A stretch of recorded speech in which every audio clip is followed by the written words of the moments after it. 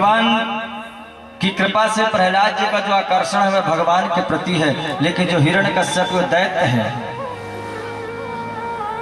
अब जब प्रहलाद जी बड़े हुए तो उनको आज स्कूल भेजा गया, विद्यालय। कौन से विद्यालय? बोले हिरण्यकश्यप दानव विश्वविद्यालय। उसमें क्या पढ़ाई जाती है? उसमें एक दैत्य नीति पढ़ाई जाती है कि देवताओं को कहीं भी पालो, मार दो। देवताओं को पालो तो उनको पकड़कर खूब पिटाई करो, छोड़ना मत। नारायण को तो बिल्कुल नहीं छोड़ना और किसी को छोड़ देना। दैत्य नीति पढ़ाई जाती है। अब स्कूल में पढ़ाई होना शुरू हुई। अब महाराज प्रहलाद जी कहे को पढ़े, गुरु जी के पढ़ाए हुए। गुरु जी पढ़ाते कि भगवान नारायण से तुम नफरत करो। प्रहलाद जी कहे को कुछ पढ़े, वो तो मस्त है। एक बार की बात है कि हिरण्यकश्यप सोचे चलो हमारे बेटे को 5 महीना हो गए, यूनिवर्सिटी गए, चलो चलते हैं, मिलकर आते हैं। बच्चे से छोटा है बेचारा। आज हिरण्यकश्यप जब विद्यालय पहुंचे, प्रहलाद जी दौड़कर आए, प्रणाम किए। हिरण्यकश्यप सोचा संस्कार तो हैं, गोद में बैठाए। जैसे गोद में बैठाए बोले बेटा बताओ तुमने क्या पढ़ा है? प्रहलाद जी बोले पिताजी हमने बहुत अच्छी अच्छी चीजें पढ़ी है। क्या? बोले पिताजी इस संसार में कुछ नहीं है, संसार मिथ्या है। आप भी सब कुछ छोड़कर नारायण का भजन करो, नारायण की आराधना करो, नारायण का पूजन करो, उसी में आनंद है। अब तो हिरण्यकश्यप को गुस्सा आया, उसने प्रहलाद को तो कुछ नहीं कहा। बोले जाओ बेटा तुम अंदर अपने गुरुजी को भेजो। अब गुरुजी बेचारे थर थर थर थर कांप रहे हैं। क्यों? गुरुजी समझ गया कुछ ना कुछ तो गड़बड़ हुआ। गुरुजी आए, हिरण्यकश्यप बोले क्यों हम तुम्हें तनख्वाह क्यों देते हैं? क्या हुआ? बोले यही हमारे बेटे को पढ़ाते हुए शिक्षा दे रहा है कि नारायण का भजन करो, जंगल में जाकर उनकी आराधना करो, वह कृपा करेंगे तुम्हारे ऊपर। फिर पाद सेवन करो, अर्चना करो, वंदन करो, फिर दास भाव अपनाकर भगवान के सामने अपने आप को समर्पित कर दो। अब तो हिरण्यकश्यप को इतना गुस्सा आया, उठाया अपने बेटे को जमीन में पटक दिया। बोले दुष्ट, अभी तो हम सोच रहे थे तुम सुधर जाओगे, अभी आज तुम इतनी सारी बातें हमें बता रहे हो। कौन हमारे स्कूल में है जो हमारे दुश्मन की बातें इसको पढ़ाता है? बुलाओ उसको। संडा मर्क को बुलाया, बेचारे थर थर का कांपते हुए बोले महाराज हम कुछ ऐसा नहीं पढ़ाते, पता नहीं कहाँ यह पढ़ता है। हिरण्यकश्यप बोला तुम्हारे बस का नहीं, अब हम इसे बताएंगे। आज प्रहलाद जी को जेल में बंद कर दिया। प्रहलाद जी को जेल में बंद कर देता। बोले इसको भोजन मत देना। बहुत दिन तक भूखे रह गए। प्रहलाद जी भूखे हैं लेकिन भगवान के भजन करते हैं, मस्त हैं। हिरण्यकश्यप बोला अब तो मानेगा? बोले ना, मैं वही कहूंगा आपको। आज हिरण्यकश्यप अपने बेटे को हाथी के पैर के तले कुचलवाता है, सूलों से छिदवाता है। महाराज प्रहलाद जी के जहां पर प्रहलाद जी बंद है ना, जिस जेल में, उस जेल में बड़े बड़े सर्पों को छुड़वाता है। बोले इसको काट देगा तो मर जाएगा। लेकिन वह सर्प जैसे सर्पों को प्रहलाद जी के ऊपर डालते हैं तो वह सर्प भी पुष्पों की माला बन जाते हैं। वह सर्प भी डरते हैं, अरे ये नारायण का भक्त है, यदि नारायण का भक्त का हम स्पर्श भी कर देंगे तो हम बचेंगे नहीं। वह सर्प पुष्पों की माला बन जाते हैं। आज हिरण्यकश्यप को विष मिला कर देता है तो वह ठाकुर जी आते हैं, भोले बाबा को भेजते जाओ विष का तुम पान कर लो, दूध दूध का केवल प्रहलाद पान करेगा।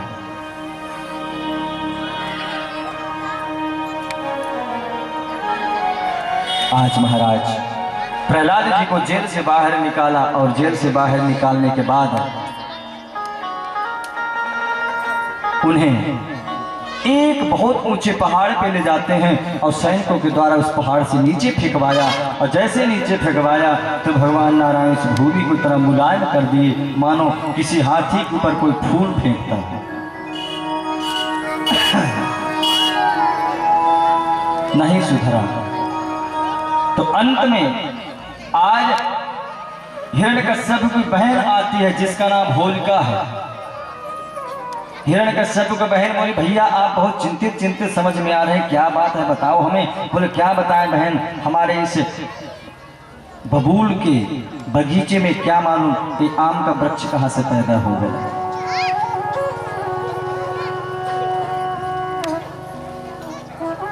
बोले चिंता मत करो, हम हैं ना, तुम क्या करोगी। बोले मुझे ब्रह्मा जी से वरदान प्राप्त है कि मैं जिस व्यक्ति को लेकर अग्नि में बैठ जाऊंगी वह तो जल जाएगा लेकिन मैं बच जाऊंगी। एक बढ़िया गांव के चौराहे में इस कार्यक्रम को रखा जाए, दुनिया वाले भी देखें कि हिरण्यकश्यप की बहन कितनी शक्तिशाली है। अब एक चौराहे खूब लकड़ियां लगाई गई, उस लकड़ी के ऊपर होलिका बुआ जी बैठती हैं अपने गोदी में लेकर प्रहलाद जी को, और जैसे प्रहलाद जी को लेकर बैठी नीचे से आग लगाई गई, और जैसे आग लगती है तो होलिका तो धू धू करके जल गई, लेकिन प्रहलाद जी वैसे बैठे हैं उसमें। बोले नारायण भगवान की कि जाको राखे साइया मार सके न को, बाल न बाका कर सके जो जग बैरी हो। जिस पर कृपा प्रभु की होती है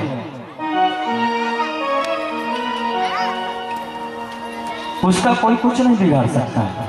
होलिका जल गई, उसी दिन से होलिका दहन हम लोग मनाने लग गए, वही दिन से शुरू हो गई जो होलिका जलाने का प्रथा है। एक भक्त की रक्षा हुई इसलिए लोग बाग क्रूतियों को जलाते हैं। इधर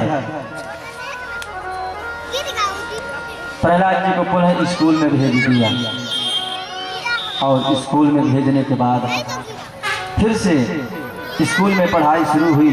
तो इधर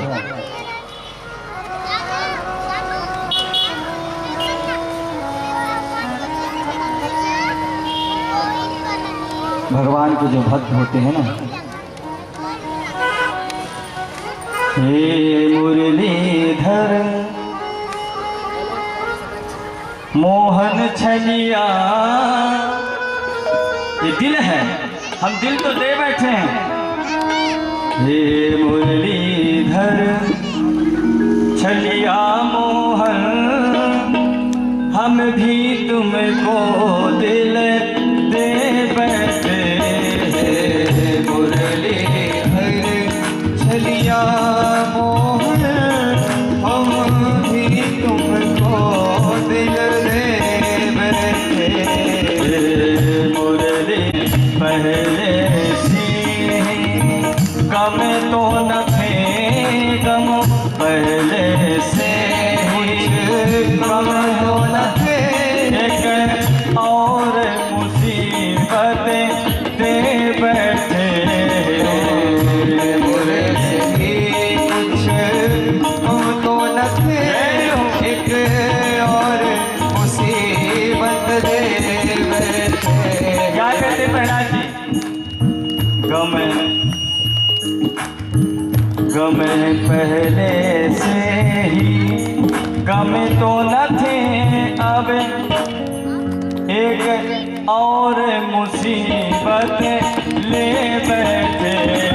गम पहले से ही कुछ गम थे, एक और मुसीबत ले बैठे। मुरलीधर चल या मोहन हमें भी तुमको दिल दे बैठे। मुरलीधर जय हो, हम भी पुकारे प्रभु को जय।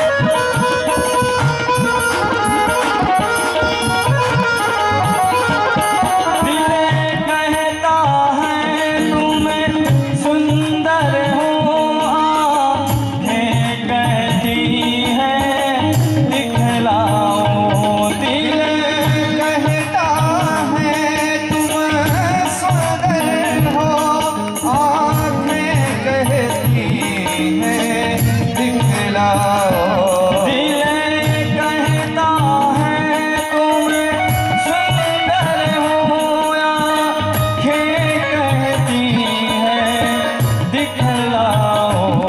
दिल कहता है तुम सुंदर हो, आँखें कहती तुम नहीं हो।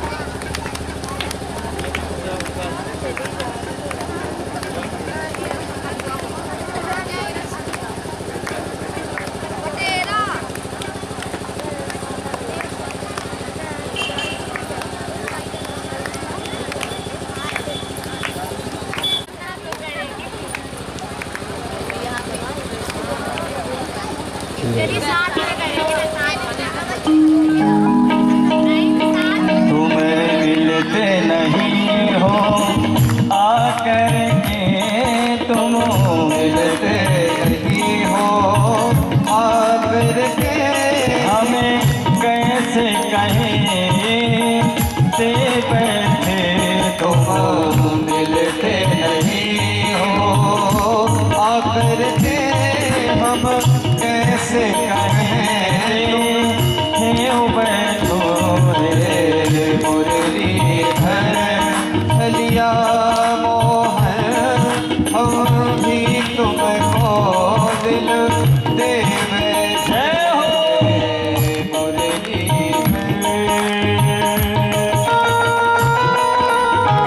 सभी लोग मीठी मीठी ताली बजाते हैं। कीर्तन में जिसे नाचना हो तो नाच भी सकते हैं। क्यों? बोले भगवान के कीर्तन में और शादी में नाचना चाहिए। भगवान के बेटा बेटी की शादी में तो डीजे में खूब आप लोग नाचते हैं, उसमें नाचने से फायदा नहीं होगा। 84 लाख योनि में नाचना पड़ेगा। लेकिन जो व्यक्ति भगवान के सत्संग में, कीर्तन में, भगवान के जन्मोत्सव में, शादी में नाचता है तो क्या होता है? बोले 84 लाख योनियों में नाचने से बच जाता है। इसलिए सभी लोग ताली बजाते हैं। हरि बोल।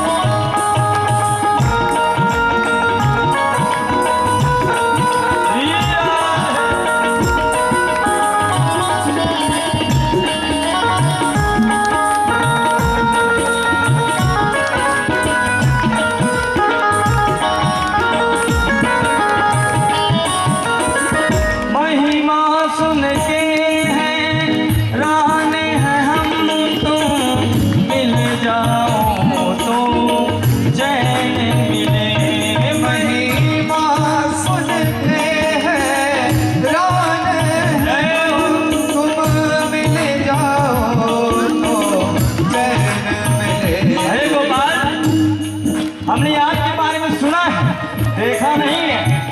तो हे गोविंद एक ही कृपा करिए, क्या मिल जाऊं ना? कितने सुंदर छवि है मेरे बाकी बिहारी लाल की। आपकी महिमा खूब सुनी है प्रभु, अब तो दर्शन दे दो। महिमा सुन के